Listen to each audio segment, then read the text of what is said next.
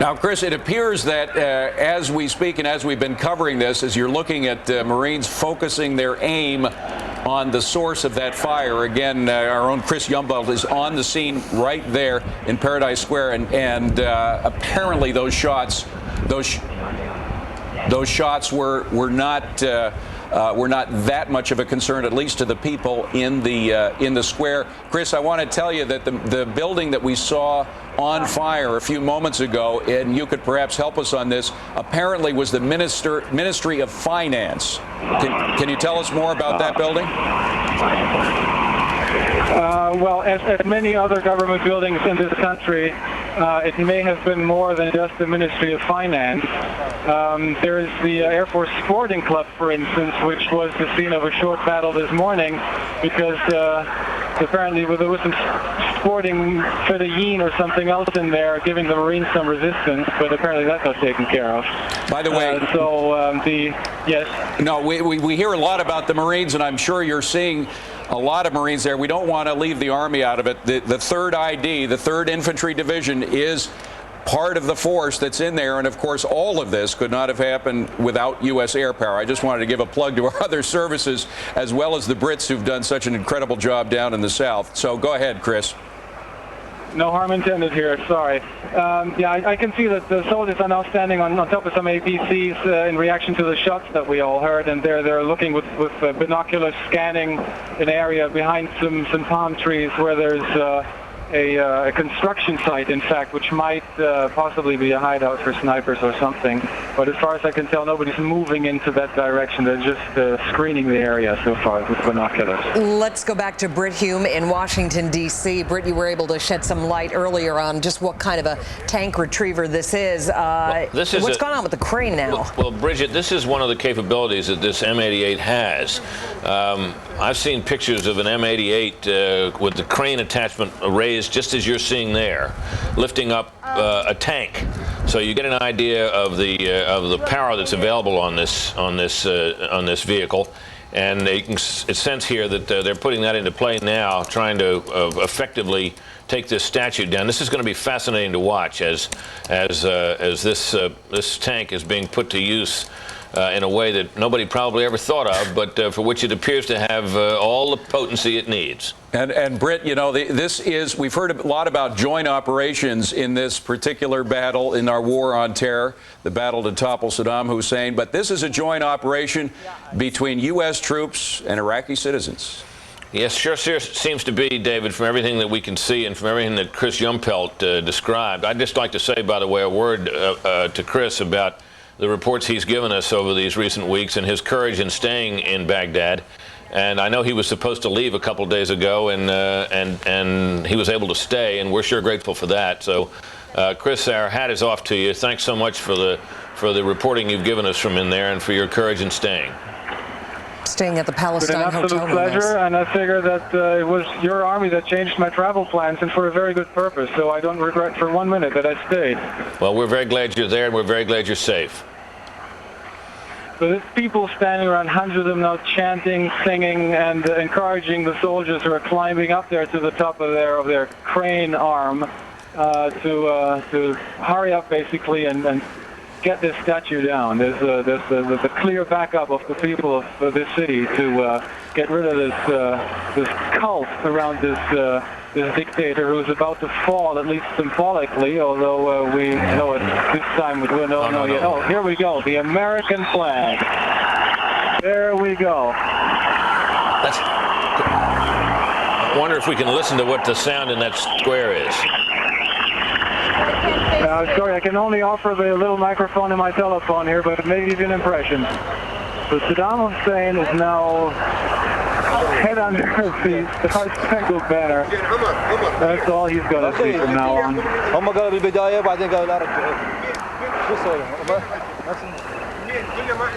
All right, Britt Hume in Washington, D.C., and Chris Yumpelt in Baghdad. Stand by, if you will. Let's go back to Doha, Qatar, and John Scott is there. John. Well, Bridget, I just wanted to impart a little bit of my construction knowledge from high school. What they may be hoping to do here is to use the power and that strength of that M88 tank device to perhaps jostle the statue enough, snap the moorings, dislodge the foundation enough that then the horsepower, the people power of the Iraqis themselves is going to be sufficient to bring it down the way they wanted originally when they first threw that line up around the statue.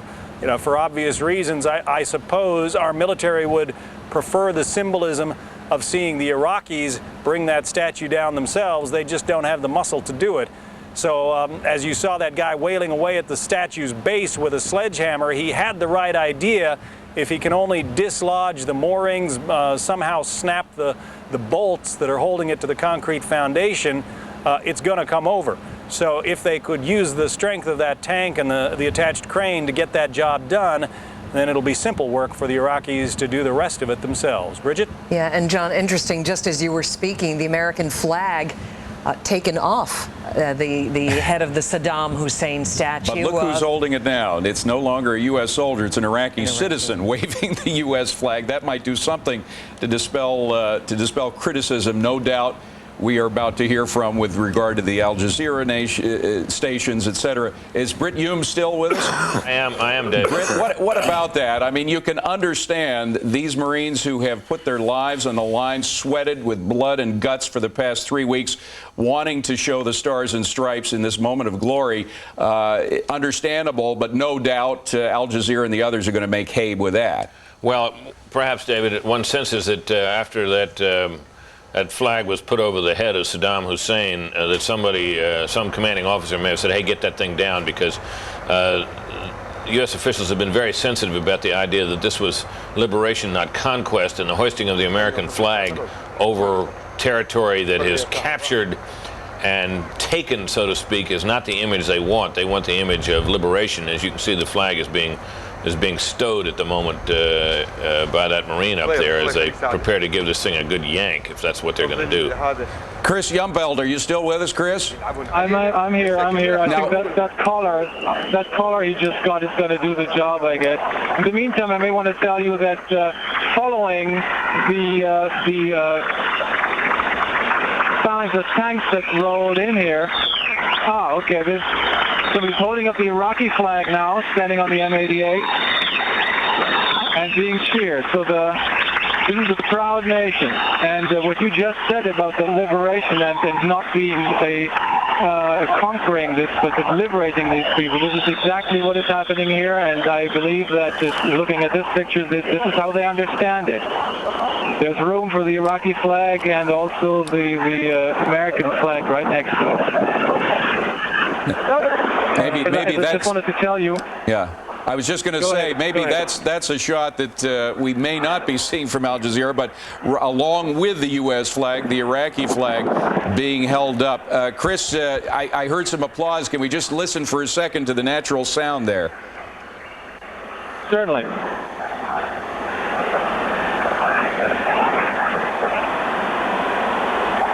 All right, we're having a little difficulty. Perhaps you could be our translator there, Chris. What are they saying? Yes,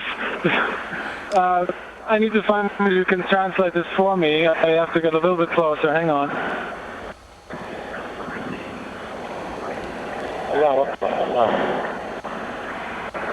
And I have to get a second opinion on that translation. That's going to take me a little while.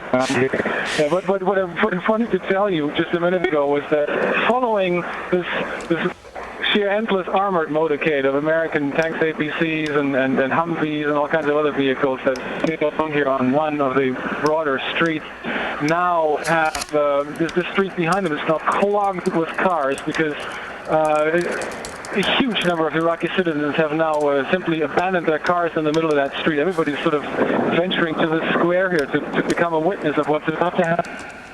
And I've seen little scenes just around here. I've seen the Iraqi citizens offering cigarettes to the soldiers and lighting them up for them. Fathers with a little son on the shoulder walking up to a GI and then chatting in whatever command he may have had of English. There's smiles all over. So this is a day of friendship, definitely. And certainly a day of history as well. And Chris, I'm guessing that once this statue goes down, a lot of those Iraqi people are going to be trying to get a piece of that statue, just as so many people tried to get a piece of history and getting a piece of the Berlin Wall back in 1989. Again, just a few moments ago, we had seen the American flag. And now, Chris, it looks like that Iraqi flag is being draped. Let's listen to the sound that you're picking up. It sounds like that cheering is back. It is. I mean, this is definitely the people have their own flag, but it is also, I guess, the appreciation of the fact that we're just a moment away from this statue of Saddam Hussein to fall here, who is, by the way, I believe, even compared to your average North Korean leader, totally obsessed with his own personality. We've never seen so many statues, posters, mosaics even, and paintings of a state leader as in this city. Now, Chris, there had been some concern that perhaps some of these statues had been booby-trapped by Saddam Hussein, realizing that if his regime fell, this scene might play itself out. Is there any concern there that such a thing has happened? Nothing visible, and frankly, I did not notice any of the soldiers who might know a lot more about this than the citizens of Baghdad really clearly checking for any such thing. But this looks like a solid concrete understructure, and then there's this huge greater-than-life statue made of iron on top. So it looks all sealed, basically. I don't think there's room in there to hide anything. I think it's a solid concrete at the bottom. Now the soldiers are now leading people back out of the inner perimeter of this statue here, just to make sure nobody gets hurt. And it's a little bit difficult because many people want to be really close up and get a good shot at this. And this is basically the main reason why we're being delayed here for another minute or so. Chris, I wonder... Chris, if you can hear me, I wonder what the sequence of events was. It seemed that the Iraqi people initially were trying to bring this down themselves. I wonder if they did indeed. They went to the American troops and asked for their help. That is possible. I did not see that. I was not in the middle of the square at the moment. I just came here when I saw that, in fact, there was this M88 all of a sudden advancing towards the statue. Then I went back here. But I had been, in fact, in the meantime, I had been up back at the Hotel Palestine, where there is a huge photograph, like an illuminated slide case with a picture of Saddam Hussein that people were then banging at and also set on fire in the end. The sad part here may be for those who set fire to this huge thing that only the bottom half burnt, and the dictator is still smiling at everybody from up there. Britt Hume, it appears that our Marines have done a little bit to defuse that American flag incident by bringing up the Iraqi flag. Perhaps they had planned that all along, but the point being that indeed the Iraqis are playing a big part in this toppling, the figurative toppling after the literal toppling of the Saddam Hussein regime. In the sense that we have, I think, a series of spontaneous actions here. The use of the American flag and then the use of the Iraqi flag. Obviously, once they put the Iraqi flag up there, I suspect they didn't want the image of it coming down with Saddam. Right. So they've now removed what had become Saddam's, at least for the moment, Saddam's scarf. This looks like it's going to be interesting to see whether they pull this down. I guess they will. Whether they can pull it down without hurting anybody or without it tumbling down on the M88. I suspect these Marines know exactly what they're doing. But this is going to be kind of fascinating and not a little suspenseful to watch here as we see them try to do something for which this vehicle with its men, here it comes. Backwards. Here they come. And the big cheers is beginning to move backwards.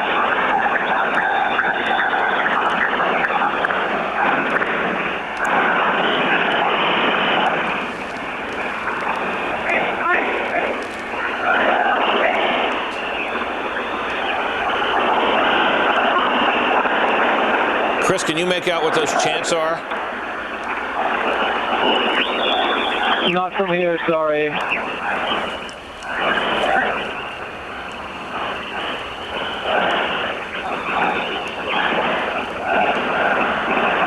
praises of Allah in the middle of this chanting, definitely.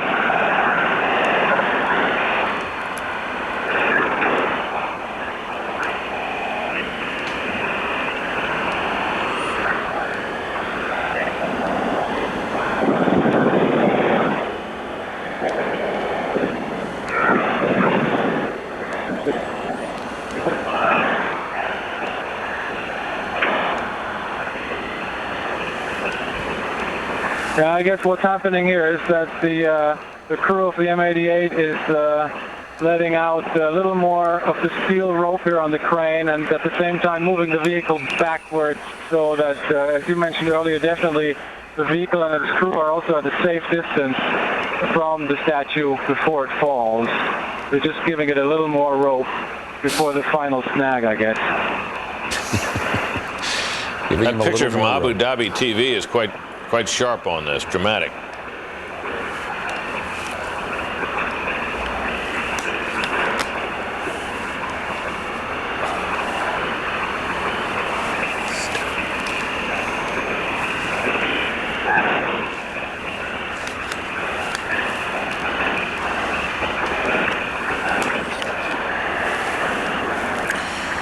I suppose that gesture of his has now become a kind of a goodbye wave, hasn't it? And Britt, there's a sort of see you later, buddy feel to this whole thing, isn't there? Britt, it might be of interest to note that it is sunset in Baghdad, as indeed it is sunset on this regime. But once this thing falls, I guess you can call it a day's work.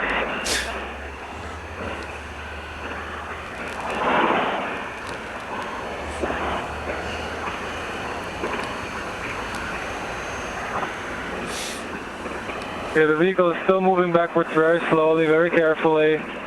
Obviously, also, the driver wants to make sure that he doesn't roll over somebody's foot who's standing behind the M88, just trying to get a glimpse here.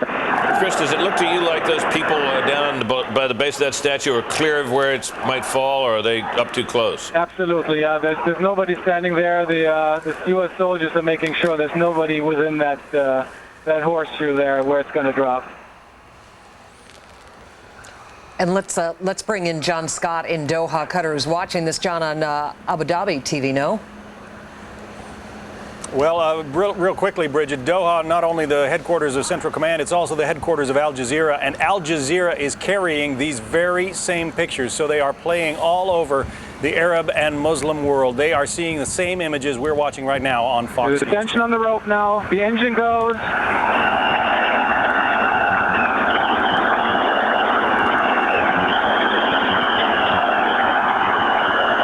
And he's about to fall. He's tipping. Well, it's broken up at both legs right now. But I guess the own weight of the statue is going to take care of the rest very soon. Here we go.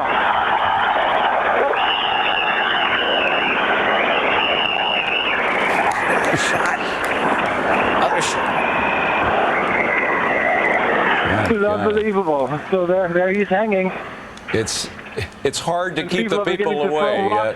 Chris Yumpelt. Are throwing rocks at him. Yeah, and the pieces of metal, wood, whatever, they are shoes. The people are throwing whatever they can find. They're throwing it at this statue now from underneath. Incredible sight.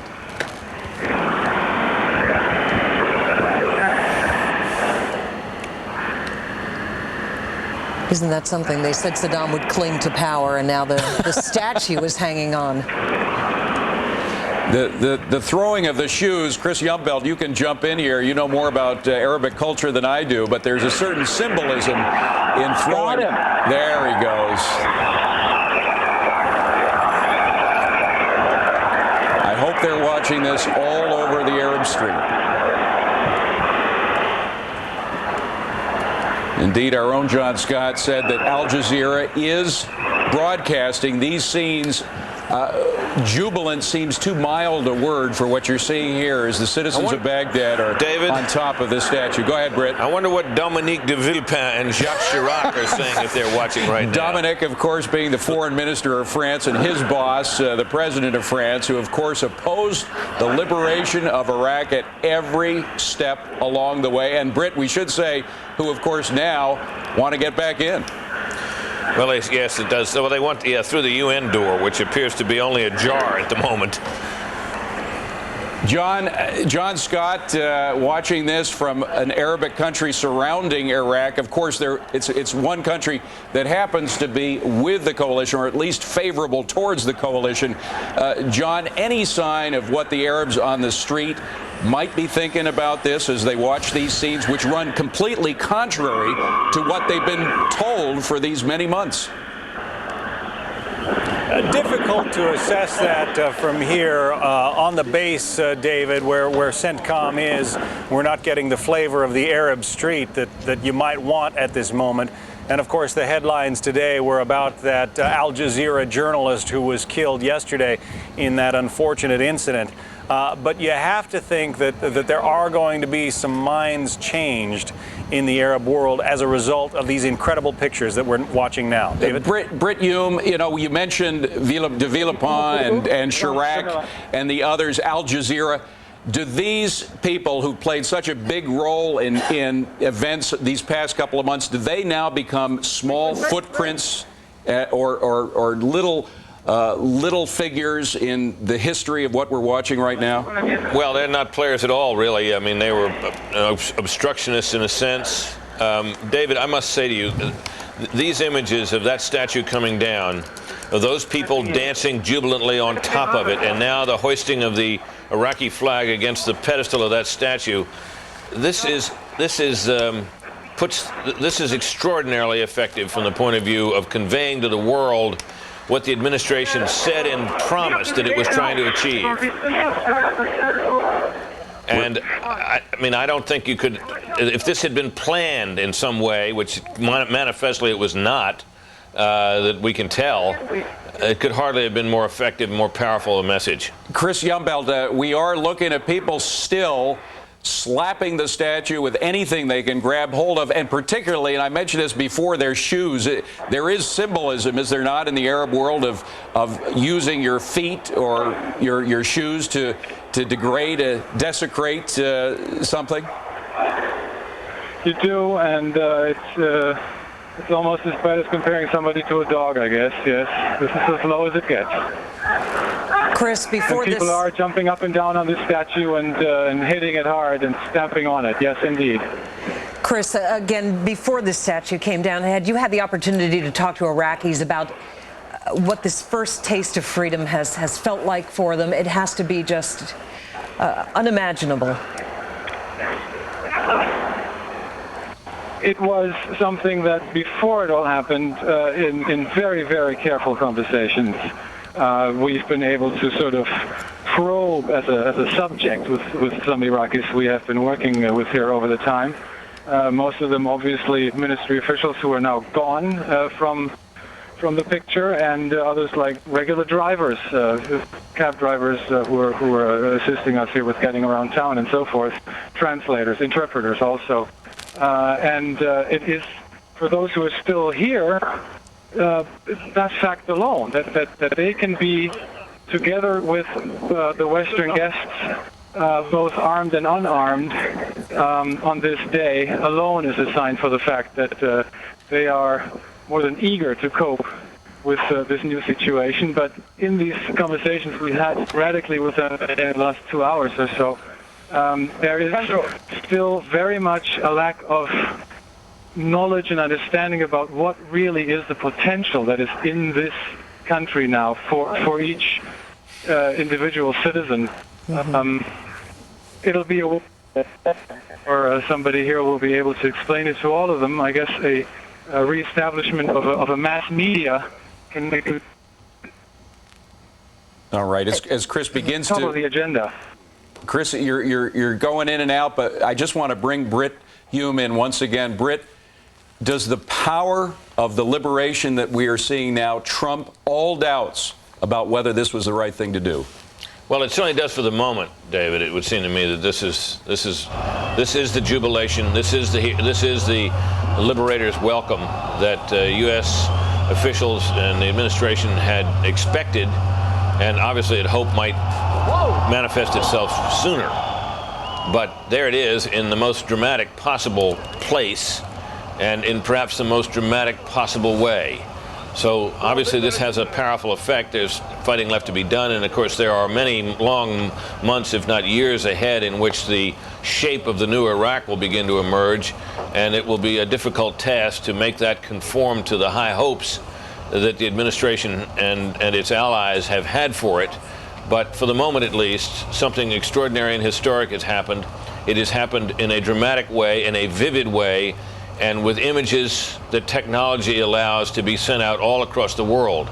One small footnote to that, David, I might note that the BBC, which has been criticized by some in Britain and some elsewhere as being hostile to the coalition enterprise here, for some reason, for quite a period this morning, had no picture out of this scene, and they were covering an earthquake in India. Oh my God! Well, while the earthquake here in Baghdad is such an incredible sight, that's hard to believe. And we know one thing for sure, that these pictures are being broadcast, the ones that we're looking at, in the Arab world as well. Let's hear more about that from John Scott in Doha, in Qatar. John. Yeah, Bridget, I just wanted to say, you know, I don't speak Arabic, and I can't tell you exactly how the war has been covered here, but just watching Al Jazeera and some of the other Arab feeds that we're able to catch here in Doha, Qatar, it's been clear that their standpoint has been very sort of anti-U.S. They've carried a lot of coverage, a lot of pictures of civilian victims of the war, and the pictures are very powerful and in some cases quite grotesque. Now, the fact that these pictures that we're watching now are also being carried by Al Jazeera, beamed throughout the Middle East, beamed into countries like Jordan, which has been boiling up with anger over what many in that country perceived as sort of U.S. heavy-handedness. The fact that U.S. Marines and U.S. military people, coalition personnel, the British in Basra, that all of those folks are being portrayed as liberators, as helping the Iraqi people to throw off the yoke of Saddam Hussein. Those pictures are going to be, well, I think life-changing, or perception-changing at least, for an awful lot of people in this part of the world. Okay, Simon, if you could reposition yourself, I want to see if we can get this phone connection a little bit clearer. Simon, are you still with us? I am, yes. I guess the other question I have to ask you is, in spite of this joint effort we've just seen on the part of U.S. Marines and Iraqi civilians, there still is a high level of alert. Have you been able to figure out where that fire was that came from, you said, the western part of the city, that basically sent dozens of Marines scurrying to their APCs and their tanks? No, it was on the western edge of the square that I'm in eastern Baghdad. I haven't been able to work out exactly, and now the Marines are still encircling this square, and they've got their vehicles parked along the all ways to the square, so they're providing a level of security. But of course, as you mentioned earlier, they're not here yet, at least as a security force. Their rules of engagement is a military campaign, and that they're not to police yet.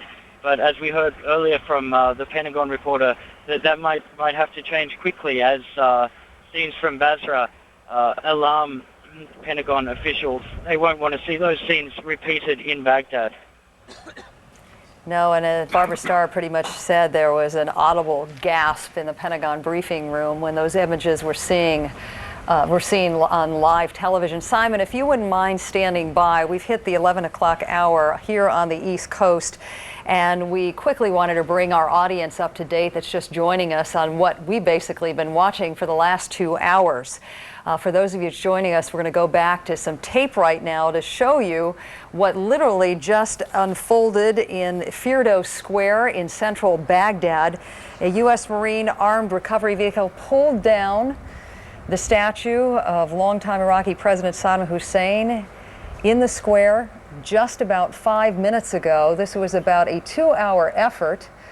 At one point, the statue of Saddam was left dangling on top of this plinth, and it was just about a minute later that the Marines were able to pull it down to the ground altogether. But at first, Iraqis began pelting the statue with shoes. They climbed the platform, and they climbed the statue itself, wrapping a rope around Saddam's neck. They tried to pull it down. That didn't work. Then they started striking at the base of the statue with what appeared to be an axe, and then, along with the involvement of U.S. Marines, it came down. Simon, are you still with us? I'm with you, yes. And describe to us once again what it was like to be in that crowd, what you heard, what you saw when the statue came down.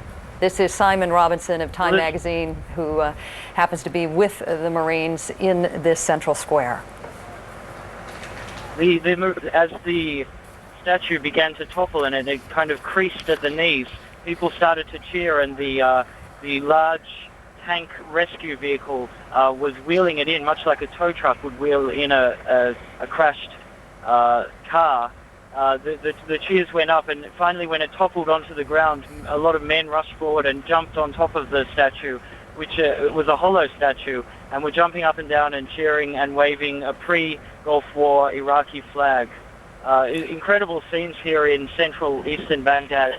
Now, talking, people are dispersing a little bit as night begins to fall once the statue has come down, but still a lot of people on the streets. And Simon, you also described us a little bit earlier about the varying reactions American troops have gotten as they've come into Baghdad, and in spite of what Martin Savage described about 45 minutes ago of a major all-out engagement on the campus of Baghdad University about 2 miles from here, you talked about Iraqi citizens walking up to Marines, handing them yellow flowers, and you actually heard children talking about President Bush. What did they say? People were cheering, people were saying thank you very much. A few people rushed forward to the military vehicle that I was traveling in and shouted out thank you. Very good. And various reactions along those lines. The trepidation that we've seen over the previous few days being replaced by, if not all-out jubilation, then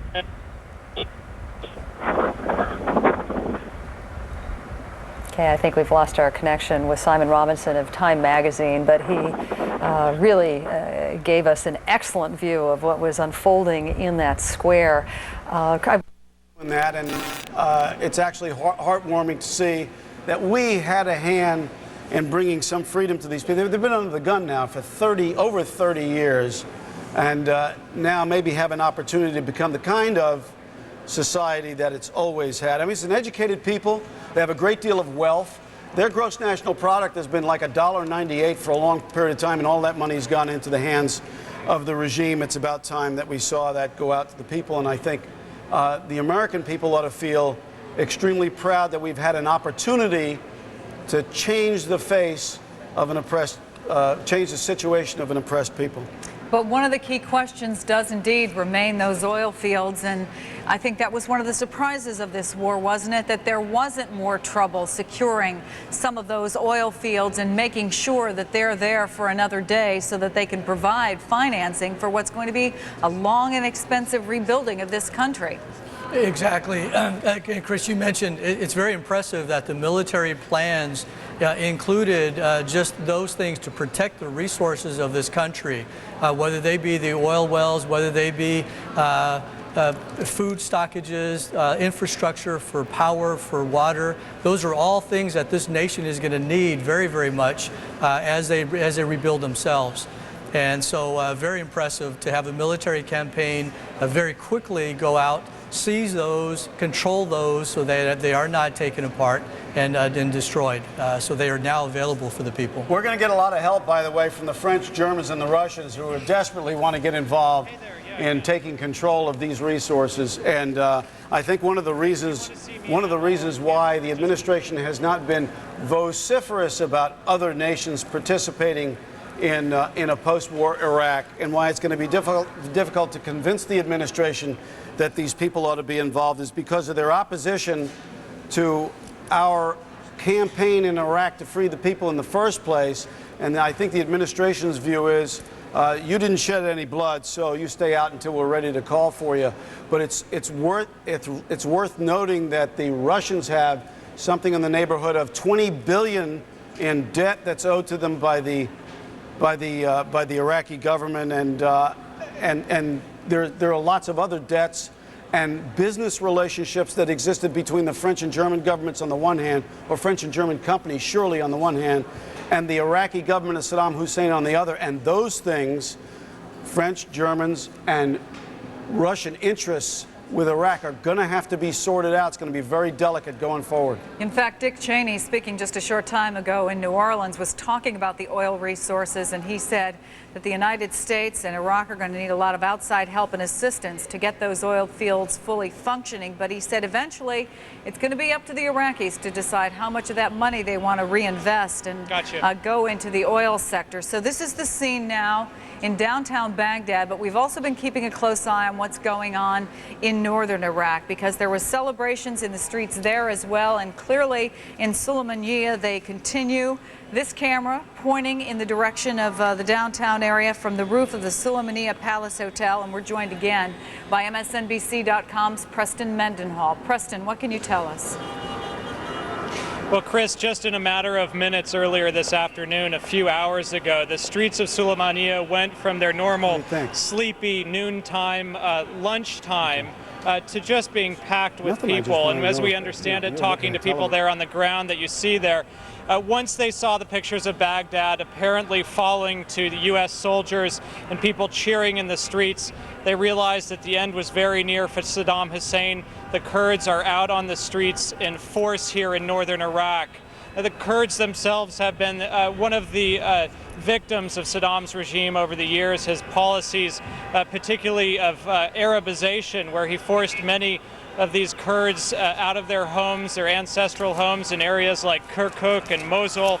These are two very important cities in the north that Saddam wanted control of, and the Kurds in opposition to Saddam were pushed out, and in some cases they were gassed, their villages razed in the areas, and today they're telling us that they feel they are getting justice. A number of people I spoke to said this is like a dream. They spoke about people telling them that what was happening on the news, and they really thought they had just been woken up from sleep, or that they were still dreaming.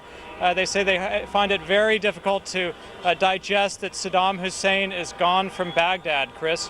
Every time that we witness an historic moment, there are scenes that stick with us. From Baghdad, it will certainly be the noose around the neck of the statue of Saddam Hussein, the pulling down of the statue of Saddam Hussein. I'm wondering, as you've been on the roof of that hotel over the last several hours and witnessing the jubilation of the Kurds in northern Iraq, is there something that's sticking in your mind now, Preston? Well, Chris, a number of things here, and one would be the American flags that are up here, waved alongside the Kurdish flag. And I'm actually, just a few seconds ago, I was handed something that I think is going to stick in my mind throughout the years, and it is new currency, or at least a mock one that has been printed up already in the last few minutes. And they have replaced Saddam Hussein's head on the bills here, at least on this one, with President George Bush's. This will be something I'll keep with me for many years. One of the local Kurds working with us just picked it up off the street down below and brought it up to me. Chris? It really is something amazing to see the American flags and to hear the honking and hear the cheering. But we've been trying to keep a sense of perspective on this and what has been going on today. And obviously, in spite of the fact that there is much celebration in northern Iraq, there is also a concern about what is going to happen in northern Iraq, whether there is still the possibility of any sort of incursion. How high is the concern, do you think, about making sure that there is peace and unity and harmony in northern Iraq? Chris, there are a couple of things to think about right now, and one is that the battle for the north is not yet over. We see American troops in Baghdad perhaps reaching up as far as Tikrit, which is Saddam Hussein's birthplace. But there is a large amount of territory in the north that has yet to be controlled by U.S. forces. As we speak right now, we saw them earlier this morning, U.S. Special Forces, aided by Kurdish rebel forces, are moving toward some of those key cities in the north. And it's been an incremental battle so far. They haven't engaged the Iraqis much, but have been moving day by day toward those cities as Saddam Hussein's troops melt away. The hope is that that will continue to happen and there won't be much of resistance, so to speak, here in the north. Chris? Thank you very much. MSNBC.com's Preston Mendenhall. But as we are hearing what's going on in northern Iraq, we are watching a statue of Saddam Hussein, John, being dragged through the streets of central Baghdad. Yeah, we were just watching a little while ago as this statue came down, but now they've dragged parts of it, what's left of it, through the streets of this square, which really commemorates Saddam Hussein as his regime has now appears to have fallen. Let me just show you the pictures of what happened a few moments ago. U.S. forces helped the Iraq. When we began getting RPG fire, and it sounded like machine gun fire, and well, that's when it all kicked off after that point. So it appears that even the people who were in the area knew there might be trouble, but that trouble appears to be over, Paula.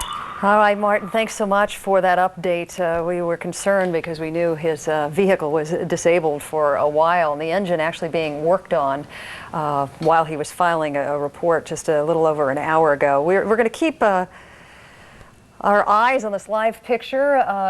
For those of you who were with us and we saw the statue come down at Firdos Square, apparently now parts of it have been removed and are being pulled through the streets of Baghdad.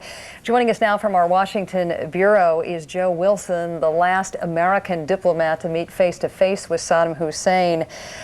Clearly, Joe, there is tremendous symbolism to seeing this scene play out on television, something even the Iraqi information minister, I don't think, could betray today. Well, good morning, Paula. You're absolutely right. I don't think anybody's seen the information minister this morning, as far as I can tell. But yeah, clearly pulling down these statues of Saddam around the city. And well, I was actually there when the first one of the big statues went up in the Arab Night Square. And when that happened, Saddam's thugs went around the country telling everybody who had used the term Arab Night in their businesses, the Arab Night dry cleaner, the Arab Night restaurant. The thugs went around and told them all that there was only one Arab Night in the country and they were not it, and therefore they should change the name of their establishment. So great irony in that seeing the Arab Night's head being dragged through the streets now. Well, let me ask you this. This statue went up last year on Saddam's 65th birthday. We know that the statue came down before his 66th birthday on April 28th. Do you think he's still alive? Well, I have no idea. I suspect that if he were dead, that word would have gone out pretty quickly. But Lord only knows. I guess there's a lot of pieces of bodies in that bomb site from yesterday, and I suspect they'll be doing some forensic analysis on what's left. And Ambassador, we talked a lot this morning about how quickly things are moving and how the Pentagon is going to have to sort of change its combat plan to some kind of a plan where you establish security. Describe to us what has got to be done here, and done in a way that you're not seen as an occupying force. Well, I think in the first instance, it's going to be important to stop the looting sooner rather than later and impose some sort of police type security in the major cities of Iraq, and that may well include martial law. The Marines and the Army who are there now will have to shift into more of a policing operation in the short term, and just try and restore order so that this doesn't become just really civil strife and leading to revenge killings throughout not just Baghdad but also Basra and some of the other large cities. The second thing I think is important to do is to get as much humanitarian assistance to these cities as quickly as possible. 3 days after they're liberated, if they're hungry and thirsty and sick, they're not going to feel very good about the situation they're in or about their so-called liberators. So those are the two things that in the immediate aftermath of this, it seems to me that the coalition partners need to be focusing on. Well, let me ask you this. Are you confident that will happen? Because we talked with the head of the International Red Cross yesterday, who is stationed in Baghdad, and he said there is a looming humanitarian crisis. Well, one of the things that the U.S. military does pretty well, it responds to crises. They can devote a lot of assets and a lot of resources to it very quickly, and I have no doubt that they will do their best to make that happen. Over the longer term, it seems to me they will want to bring in the NGO community and the humanitarian relief organizations rather quickly and hand off some of those responsibilities to them. They're the ones who have done this for many, many years and in many other types of crises.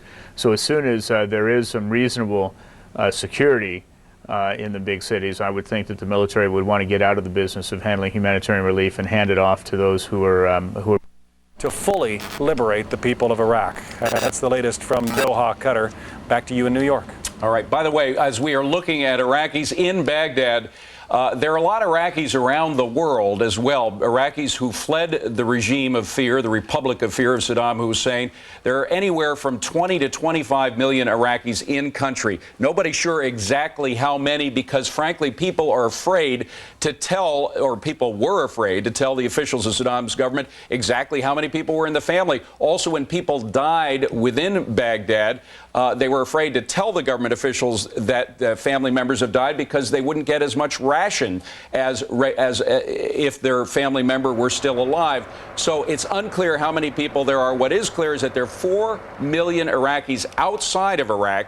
The question is how many go back to Iraq now to help in rebuilding the country. Our own Simon Marks is in nearby Amman, Jordan. Simon, there must be a lot of Iraqi expats in Jordan itself. Do you hear of many who are saying they're going to go back after Saddam?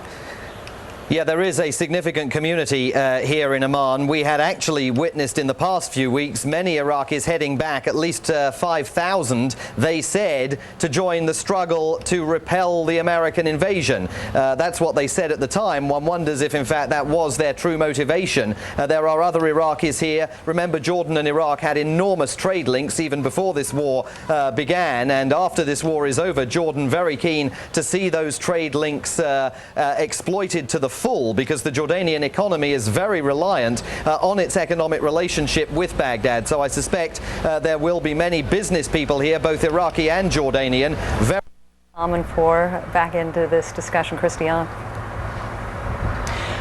Paula, I think the security issue is really something that needs to be looked at very, very closely. And I think this whole notion of occupation is a bit of a false canard. You know, the Americans said that about Afghanistan, and it was used as a justification not to expand the peacekeeping security forces outside of Kabul.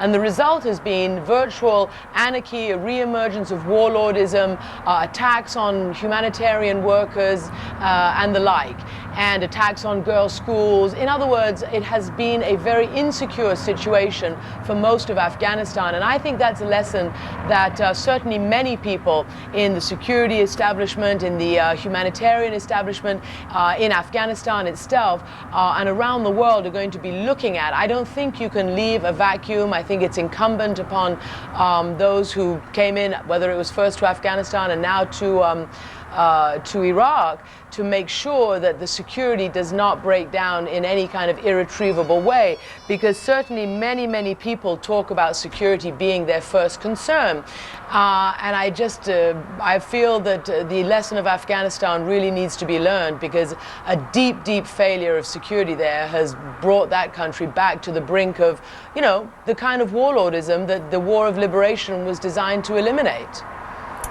We've got Rula Amin now joining us from the Jordanian-Iraqi border with some thoughts about what we've been watching over the last couple of hours. Rula, of course, headed up our Baghdad bureau for a number of years. Rula? Well, Paula, I was watching how the Arab satellite channels were carrying those pictures live, and how most of the comments were actually focused on the fact that it was the U.S. troops who brought Saddam Hussein down. Most of their comments, as the Iraqis were trying to bring the statue down, were Will the Iraqis be able to bring it down on their own, or will they need the U.S. troops' help? And at the end, it was the U.S. troops who brought it down. And that was a focal point in most of the commentary that we heard, because most of them have become very cynical on the way this war have unfolded. At the same time, if you look at the picture there are not a large number of Iraqis at that statue cheering and welcoming the troops. And it's significant because we were wondering, where are the other residents of Baghdad? Baghdad is a city of 5 million people. So some, it seems, have stayed at home. The streets are still dangerous in their perspective as they hear the firefights. At the same time, they're probably trying to deal with the aftermath of the war. A lot of destruction, a lot of damage in Baghdad, and a lot of casualties in the hospitals. So residents there will have to cope with all these elements. The fact that the U.S. troops are in control now, Saddam Hussein is gone, the damage, the destruction, what's next. So it seems that there's probably a lot of confusion now as people will try to assess for themselves what is happening, what will happen, and what stance should they take. Should they welcome the troops? Should they take an active role in resisting the troops? Or just wait and see? Paula? Let's talk about how Arab television represented the very brief moment when the American flag was raised on top of the statue's head, to be very quickly replaced by the new, the pre-Gulf War Iraqi flag being wrapped around the statue's neck. Well, you know, Paula, before it was quickly brought down, one of the...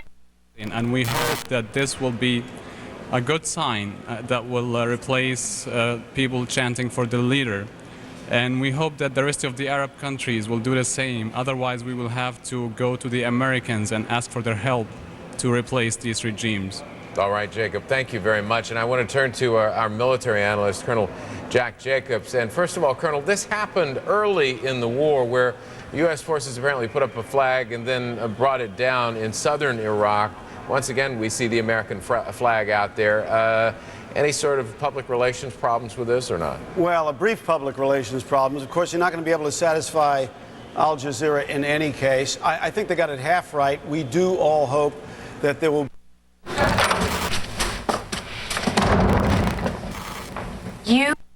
choice and an ability to determine their own future. So you will see, I believe, similar scenes that we saw in Basra. At the same time, I believe that elation will eventually drop down when they come back to the reality that now they can determine their own future, that they then need to take on the responsibility to do that.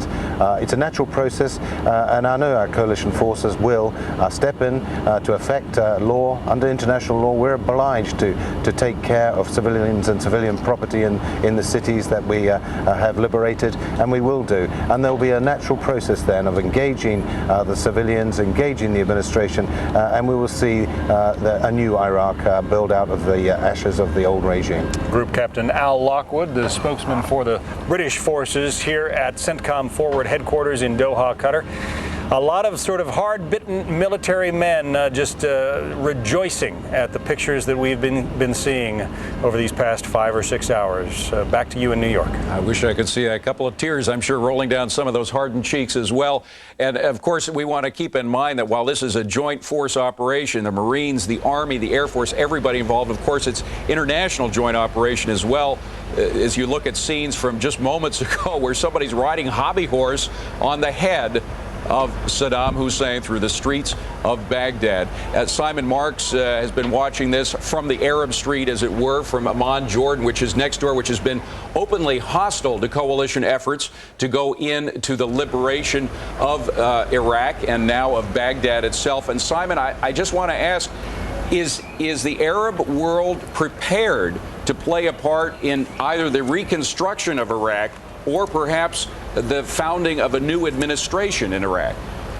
Oh, I think there's no question that the Arab world is prepared to do that and eager to get involved. Indeed, earlier in the day, we were hearing of a possible regional conference that may be held somewhere in this part of the world in the course of the next few days to discuss exactly that. I mean, you know, privately, governments in this region, particularly here in Jordan, but elsewhere as well, have been fairly open about the fact that they are not unhappy to see the back of Saddam Hussein. They have recognized that he has been a major, not just a major repressive aggressive force in his own country, but a major obstacle to the development of a reformed Arab world. So they're not going to be unhappy to see the back of him. Their concerns were more focused on the way in which this operation was being carried out, and from the perspective of the government of Jordan, there's been intense focus because of the protests on the Arab street about civilian casualties inside Iraq. I should tell you, David, that we were hearing there from Group Captain Lockwood about scenes of celebration. We're actually seeing many scenes of celebration now playing themselves out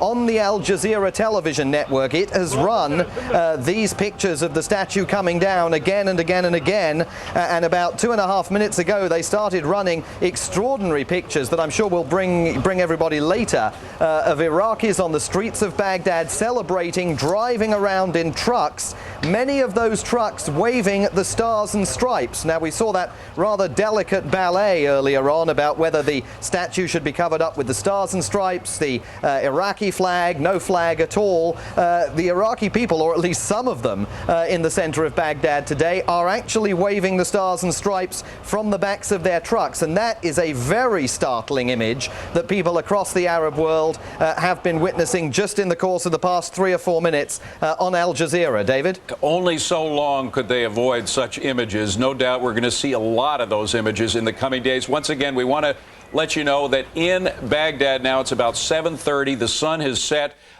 Dusk is falling on the city itself, and indeed night has fallen on the regime of fear, the regime of Saddam Hussein. We want to continue to bring you reaction from all over the region. Let's go now live to Kuwait City, and Adam Housley is there. Adam? That's right, Bridget. People here are glued to the television as well, as you might imagine, watching these pictures. In fact, last night we had a chance to come back to our hotel here late at night. We were stopped at one of the checkpoints, and at that point, one of the military officers here in Kuwait asked us, "What's going on with Saddam? Have you heard anything?" And the same thing for today. In a taxi, they were asking if we'd seen the pictures, if we'd heard the radio reports. Everybody here watching intently of what's going on to their north. People here, of course, feel a connection with Iraq. Many of them have relatives there. They, of course, had the problems with Iraq some 12 years ago when they were invaded and tortured in some respects. So the interest above the border here is something that is on people's minds all throughout Kuwait. In our hotel, even as we were watching the pictures of Saddam's statue being taken down, people were glued around the television set, basically watching it as well. Not only people from Kuwait, but people from other countries that have come here to work. So as people watch it in the Western world, I can tell you, at least here in this country, they are very well informed and watching what's happening to their north, only a few hundred miles. Bridget? And Adam, it's got to be a huge relief. I mean, I remember at the start of this 2.5, 3 weeks ago, you were reporting to us always on alert for missile attacks. That's right. We had the missile attack alerts. We had some 27 of them. Of course, we had the missile that hit the mall. We had several that were shot down over the city. There was some worry here. That's right, Bridget. In fact, even up till a week ago, the U.S. military was telling us off the camera, saying, do not be complacent. We still have not found all the missile launching sites. At this point, they say they're much more comfortable with our safety here. People have somewhat got back to normal life. You look around the streets, people are out in force as they were prior to this war. But you hit the nail on the head, to steal the old phrase, Bridget. People here were worried for a number of weeks prior to the war, and even up to the first 2 or 3 weeks after the war began. All right, so a feeling of relief there in Kuwait City, where we just heard that report from our Adam Housley. And let's get more about what's going on in Amman, Jordan. Yeah, from a somewhat less enthusiastic Arab ally, Jordan, of course, has opposed this from the get-go, has opposed our efforts to liberate Iraq. But we're going to get to Simon Marks in just a second from Jordan. Right now, we want to go to our man at the Pentagon, Brett Baer. Brett, what's the mood there? Hi, David. You can imagine the mood here is ecstatic with these pictures, these live pictures from Baghdad and the statue falling. You know, we just ran into the chairman of the Joint Chiefs, General Richard Myers. Our colleagues from Sky News caught up with him after he was doing some interviews in a room just outside the briefing room here. They asked him about his reaction to what he's seeing on television. Take a listen. It looks to me like people are happy to be rid of the regime and seem to be rejoicing in that, and that's good news, and it's a good thing for Iraq and Iraqi people. Thanks. Brett? Now, he went on to, he was asked as he was leaving the room, does he feel that the Iraqi people are now liberated? He said, well, we'll know more soon. Again, we will know more soon from Chairman Myers and also Defense Secretary Rumsfeld at a briefing here in about an hour and 15 minutes. We expect to get some perspective here. One defense official told me just a few minutes ago, listen, this is a slice of the picture. We have to understand that this is not the overall picture. Obviously, they're managing expectations here that there won't be fighting across Baghdad into the evening hours. There is still some fighting, they say, ahead. However, this is obviously a good sign throughout this building and this administration. Brett, you're probably not surprised that I want to ask you a question. You probably heard me asking if I could ask. What I want to know is, I'm very curious to hear from Donald Rumsfeld today, because if anybody's been second-guessed through this thing, it's been him. Oh, yeah. We should hear from Secretary Rumsfeld, but about the images that we're seeing and the euphoria that they're seeing on the ground. However, I would doubt that Secretary Rumsfeld, just knowing him and having covered him for the past few years, is going to step out on a limb and say that this is the beginning of the end. I would say that we're probably going to hear a tone of caution from this podium. They are going to be very pleased, I would assume, and would say that these are images that show that the Iraqi people are feeling that the yoke is off their throats, if you will, but I think they're going to be cautious and managing expectations that there are still fights to come. Well, Brett Baer at the Pentagon, thanks so much. That sounds about right. Even though we are watching this Iraqi ride on the head of the statue of Saddam Hussein, the pictures of such jubilation, unbridled.